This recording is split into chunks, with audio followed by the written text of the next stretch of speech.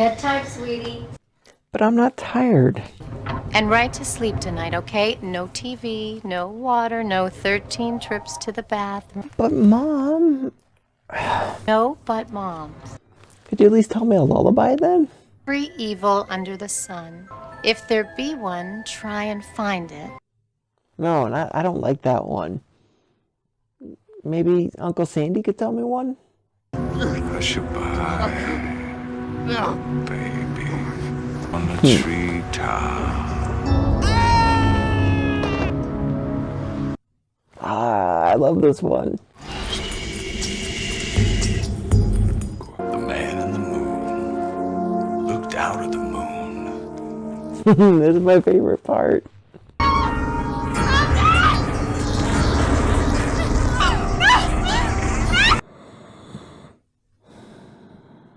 Good night, time for sleep.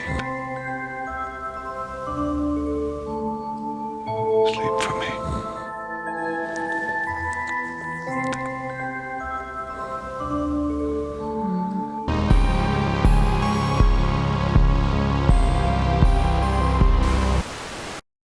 What is up, everyone? How are we doing today? Well, this is VHS on Tape, and my name is Keith. Here I do movie reviews for horror movies that came out in the 70s, 80s, and 90s. Excuse me. Alright, well, I wanted to address that I've gotten some comments about people are wanting me to make longer videos. And I discussed it. I mean, I'm trying. It's, it's something that I think you kind of have to work into. I don't think you can just jump from this to that. I've had someone compare it to, they would like to see something like a casino length, which I'm not opposed to. Someone else mentioned something in reference, basically an epic. So that's hitting that like 2.5, 3 hour range. So I think I'm working on it. I hear you. Here we are, already at the end of February, or the beginning of March, depending on when I get this put up. And I gotta say, I mean, at least for me, the days are going slow, but the weeks are flying by. Sorry. Oh, you know what? Oh, hold on.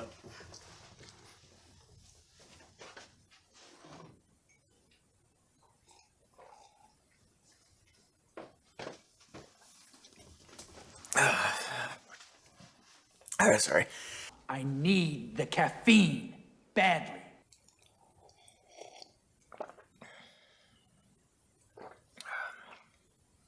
That's better. By the way, not coffee. Man, winter has been intense this year.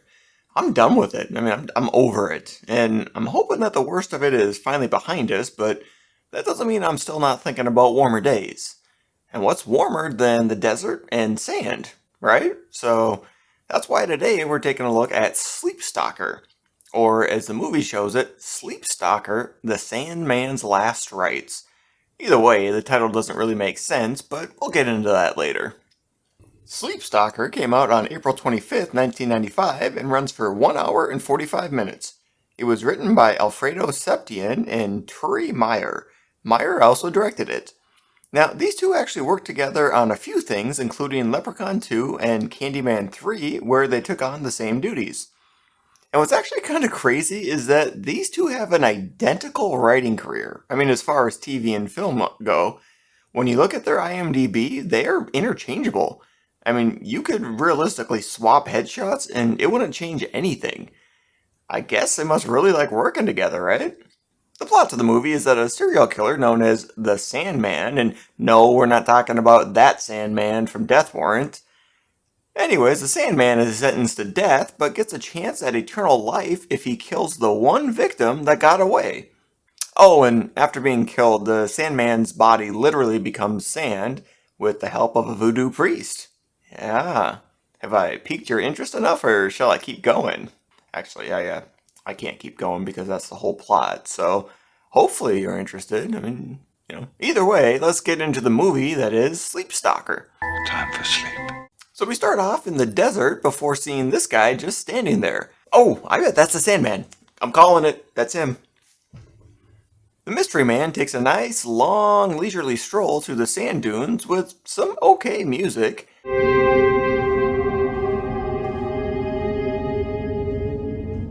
Before we cut to little Griffin praying, before trying to convince his mom to let him stay up.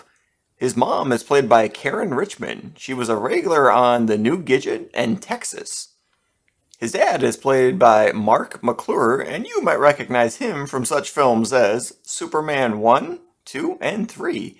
And he doesn't want Griffin to leave the lights on. They're just shadows. Shadows can't hurt you. His mom then tells him a bedtime lullaby. Son, there is a remedy, or there is none. Before they leave and go have mommy and daddy time. As Griffin is laying in bed, he sees a shadow from outside that quickly disappears. Then we see the parents getting cozy before this guy appears. Probably the dude from the desert. And then Griffin hears some pretty convincing sound effects coming from their room.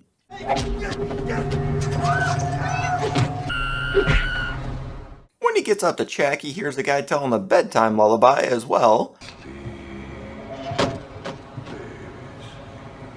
When Griffin opens the door, we see this.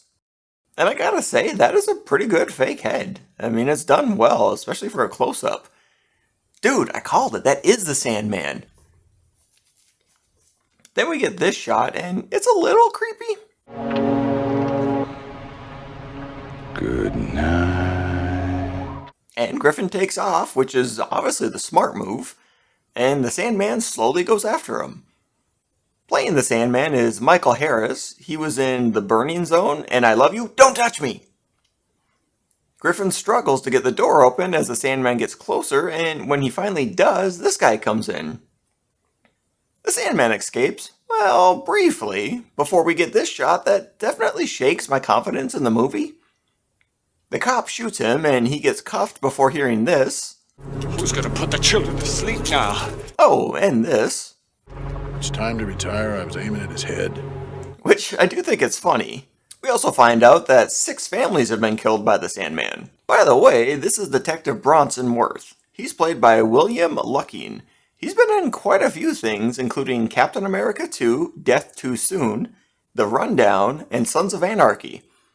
As Worth is telling Griffin that he's safe now, he looks across the street and sees this guy standing there briefly before disappearing. Then we flash forward 17 years and see adult-age Griffin, played by Jay Underwood. He was in Not Quite Human and Uncle Buck. Watching him is his platonic friend Megan on the left. She's played by Catherine Morris. She was in Cold Case and Cool as Ice. Next to her is her friend who recently moved there, Dana, played by Kathleen McMartin. She was also in Candyman 3. Megan is trying to set up Griffin and Dana, and we find out that Griffin is a freelance journalist.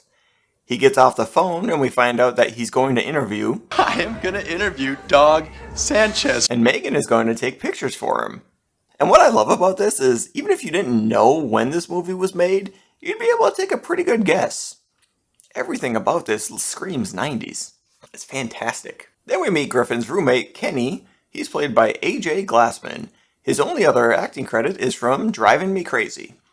They all make plans to have dinner together to celebrate the interview, and Kenny shows them that he has 2 things to celebrate, which leads to a good transition to the Sandman's jail cell, where we get this exchange that I actually really like. Hey, wacko! Yes, Constable? It's short, but it makes me like the Sandman more. They escort a priest in to give him his last rites before we see it's the same guy that Worth saw standing across the street. Before the preacher says some mumbo-jumbo.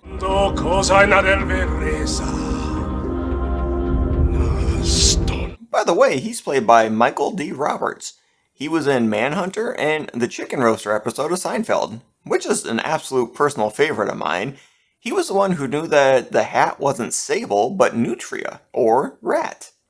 After handing over an upside-down cross necklace, we see the guards talking, and one of them says he knows why the Sandman has those scars on his lips. When he was a kid, someone sewed his lips shut. Alright, well, hey, let's not judge too soon. Maybe he talked too much. I mean, kids love to talk. Cut back to the preacher saying, Only in death is there resurrection. You have 3 nights to complete your task, and he further elaborates, Griffin must die. Before leaving, he tells the guards the Sandman wants to pray, and we get this kind of cool transition to the guards leading him outside to pray for some reason. Once out there, the cross turns into a dagger, and he cuts his hand and drips some blood on the sand. And I do like the ripple effect on the sand, but I do have to say, I doubt the prison yard would just be sand. I'm pretty sure it would be mostly concrete, if not all concrete. But anyways, once he starts laughing... By the way, he doesn't know that the preacher's plan is going to work, but the laugh indicates he's pretty confident in the guy's plan who didn't come to see him in the last 17 years until the day of his execution. The guards run over, and when one of them hauls him away, the other one sees the dagger, but it turns into sand. Cut to Kenny doing this while Dana talks some nonsense. I found out that in a past life, I was Joan of Arc. I was jazzed. Then talks about the supernatural, good and evil, which leads her to bring up the Sandman and how you can't explain evil like that. Griffin then explains that his parents were killed by the Sandman. He says that his mom used to tell him happy stories about the Sandman, but he adds something that I've never heard before. And then sprinkled sand in children's eyes to help them fall asleep. And maybe that's common knowledge, but I mean, that's news to me. Griffin adds in, Even during the trial, they never did find out who he really was. You know, they had no records, no fingerprints. Which is always a good element to throw in, not knowing who a serial killer really is. Griffin tells him what happened the night his parents got killed before he gets paged by Dog for an interview that night, and Megan and him head to the hood. They wait for Dog and Griffin's car, and we cut to this.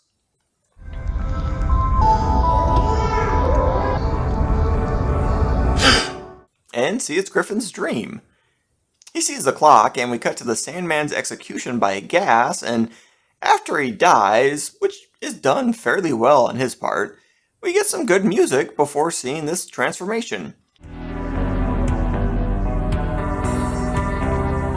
Which is done nicely. I think this is a cool sequence that leads to quite the green screen shot, and I was curious how they were going to make him out of sand, and I gotta say, it makes sense the route they went. I mean, how do you convey a Sandman using practical effects? Well, this is a pretty good answer.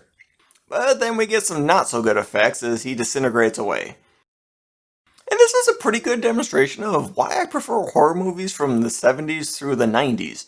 I mean, you have some really cool practical effects that look real because, well, basically they are. Then you follow it up with not so great digital effects that look, disappointing. And I know that they had some good CGI at this time and that this movie didn't have the budget to get the best of the best, but I still don't prefer the digital. And in the 90s, they started to get into the CGI, so some of them are borderline. I can't say it enough. I love practical effects. Griffin wakes up and hears something, and when he goes to check it out, he sees this before we get a jump scare. And then we get the thing that's been missing from this movie so far, gangbangers. Leading them is Dog Sanchez. That's a terrible name for a kid, by the way. Just terrible. Cut to some sand coming through a vent in a cool shot. Although, I don't know why he would have gone up to the ceiling just to fall back down again. Anyways, we see Kenny waking up with sand on his face, and as he follows the trail, it leads him to the roof. Also, how does the Sandman know where Griffin lives? I'll write that off as he just looked in a phone book. Oh, okay, so for those of you who are younger, phone books were these big, thick books with all sorts of phone numbers in them, individual, businesses, just kind of everything. See, unlisted phone numbers weren't really that common at this point, so if people had your name, they could look up your phone number, and usually your address too. Think of it sort of like Google in book form. When he turns around, he runs into the Sandman and asks a pretty understandable question. What the fuck are you? He says Sandman, then asks where Griffin is, and when Kenny doesn't tell him, he tells him a lullaby. Baby. Before dropping Kenny off the edge. While examining his handiwork, he pours sand on Kenny, and I forgot to mention it before, but the way they keep lighting up just his eyes reminds me of Mark of the Witch. After doing this, he sees that the sun is starting to come up, and apparently that's a problem for him. After coming back from the interview, Griffin and Megan are so happy that they decide to take their relationship to the next level. As they round the corner, they see the crime scene, and they pay no mind to the crime tape, and the cop seems to be fine with that. They see that Kenny's dead, and which one of these things is not like the others? Alright, here, I'll give you a hint. They look like they should be straight out of Children of the Corn. You guessed it, this guy. What the hell is he wearing? Looks like he's gonna go work the fields. Then we meet Detective Rollins. He's played by Ken Foree. He has a respectable resume and has been in such films as Dawn of the Dead, The Dentist, and The Devil's Rejects. Now, he always kind of reminds me of a B-movie Lawrence Fishburne, and especially in this movie. I mean, if you close your eyes and listen to him, you can't tell me you don't picture Fishburne. Why don't we go to my car? I need to get some information from you. Roland tells them that Kenny's death looks like an accident. They think he got sand in his eye and lost his bearings. Griffin gets freaked out, then turns around and sees the preacher before he disappears. When they get inside, Griffin says that it's not a coincidence that Kenny had sand in his eyes, and says, It's the same thing that happened to my parents. And Megan intelligently responds, No, that's not what happened. I mean, I gotta say I'm with her. Your parents didn't fall off a roof, dude. He asks her to explain the sand, and she says, We live in a desert, Griffin. Los Angeles is a desert. Ah, touche. She goes to make some tea, and when she comes back, Griffin is gone. We see that he went to Dog for help. By the way, Dog is played by Peter Vasquez. He was in Fire in the Sky and Red Sun Rising. We see that he's giving Griffin a gun, and I love how scared Griffin looks shooting it. Griffin realizes he's a terrible shot, and Dog drops some street knowledge on him. Listen to me, man. You find that fool that's sweating you and smoke his ass. Yeah, smoke his ass. Cut to Megan's apartment, where he gives her the gun, even though she doesn't want it, and heads out to go talk with Detective Worth. He tells him that the Sandman is back, so they go to the jail. We find out from Worth that the only connection they found between the victims is that every family had a 7-year-old son. They go check out the body, and Worth asks about the cut on his hand. The cop tells him what happened and about the preacher. Griffin says he saw the preacher when Kenny died. Then we see the preacher looking like he's in a goth R&B music video while he explains a few things. But your mortal soul is tied to Griffin. Bond must be severed. Then we see that Worth and Griffin got the preacher's address from the prison guard, and when they look around, we also find out that Worth has done his homework. Yeah, those ribbons down there, Santeria, pentagram, satanic, these herbs and stuff are all Wicca. And I love Griffin's response. Great. That guy covers all his bases and he's into serial killers. As they are looking at an old picture of the Sandman, this lady comes out and says that the preacher hasn't lived there for a long time, but she does know where he lives now. And to be fair, she does call herself crazy. Cut to Megan and Dana talking, and as they walk away, we see sand coming down the chimney. Okay, now, how the hell does the Sandman know where Megan lives? Who Megan is, for that matter? He hasn't seen her yet. Alright, we're starting to get some plot holes here, Sleepstalker. Megan goes to the shower. Yeah, come to think of it, how did he know Kenny knew Griffin? Even if he did get the address from a phone book, and that's a pretty big if, maybe Griffin hadn't lived there for months, or years. Was the Sandman just guessing? What they didn't show us was the 3 other people that the Sandman pushed over the ledge before Kenny.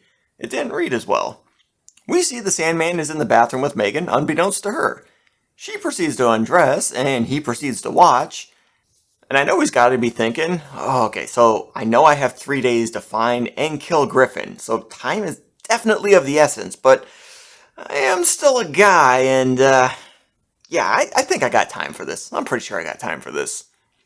After the show's over, he goes to attack, but loses some fingertips in the sink water, so apparently water is bad for him too. He cuts his losses and goes to Dana's room where she's taking a nap. And even though she's wearing headphones, he still tells her a bedtime story, and I will say, and this might sound kind of weird, but I really do like the sound of the Sandman's voice when he's telling his stories. The man in the moon looked out at the moon, looked out at the moon and said. So he turns her bed into sand using his body, and she sinks in. But Megan can't hear her screaming because of the shower. It must be a huge apartment they have in LA. I wonder what their rent is. After Dana's dead, he removes the sand, and we see that Griffin and Worth have let themselves in. They see the Sandman's footprints, and Worth goes to check on Dana. The Sandman pours himself through the crack under the door, which is obviously just for show. I mean, he could have used the door just like a normal non-sand person. But then I guess we wouldn't have gotten this not so great effect before he fully solidifies and this happens. So Worth is dead, and when Griffin tries shooting the Sandman, we see that that's not going to work. Ouch. So they take off and break into the coffee shop downstairs to call the police, but the Sandman shows up too quickly and they take shelter in the storeroom. As he tries breaking down the door, Megan tries remembering the combo to the lock, and then the Sandman remembers that he can get in a different way. After he gets all the way in, Griffin breaks a glass water jug on the floor. Man, talk about a lucky break. Otherwise, that really is just a bad self-defense move. I mean, he didn't even try hitting the Sandman with the jug. Anyhow, they get out, and as they are running down the street, Griffin channels his inner Usain Bolt and leaves Megan behind, as she channels her inner Gerald Ford and falls down, which lets the Sandman catch up to her. 3 blocks over, Griffin realizes Megan's not with him and turns back and taunts the Sandman into chasing him. Yeah, come on, I dare you! Griffin tries stealing this guy's car, and I love the reaction from the Sandman. It's like, dude, terrible. Take a lap. Griffin takes off and goes looking for Megan when the Sandman comes through the vents. Griffin stops, and that's when the cops show up. We cut to the police station where Griffin tells them about the Sandman and how he's bulletproof. Of course, because he's made of sand. Feeling frustrated, Griffin loses his cool, and the detective has a great response. Screw you! No, you've got the handcuffs on, so screw you. Rollins comes in and says they can't find Megan and that he too doesn't believe Griffin's story about the Sandman, but he does show his sensitive side. I understand about your parents, but you know what? Too bad. They book him, and we see that Megan made her way back to the coffee shop and finds Griffin's gun. We see that they jacketed Griffin, which is an absolute nightmare of mine. I don't think I could wear one even for a movie role, which is why I didn't land Lethal Weapon. But that's okay. Mel Gibson did fine with the role. Griffin begs the detective not to leave, but he does. We see the sun coming up, and the ashtray outside the cell starts to shake, and then the Sandman appears. I'm not sure how. It seems like a bit of a stretch to me, because there definitely wasn't enough sand in there to make up the whole dude. He tells Griffin his bedtime story. Down where the woodbines creep. But when he tries to grab him, the sun hits his hand, and we see why sunlight is bad for him. He says, I'll be back again tomorrow night. Which doesn't add up, because he killed Kenny on his first night, then he killed Dana on his second. If he came back tomorrow night, which would be his 4th night, and he only has 3, do you think that after he left, he was like, I should probably go back and tell him I meant tonight? He probably got the gist of it. Then all day he was like, God, I can't believe I said tomorrow night. What an idiot. And all day he just thought about it because, yeah, he's a killer, but he also used to be a person. Then he goes up the vent.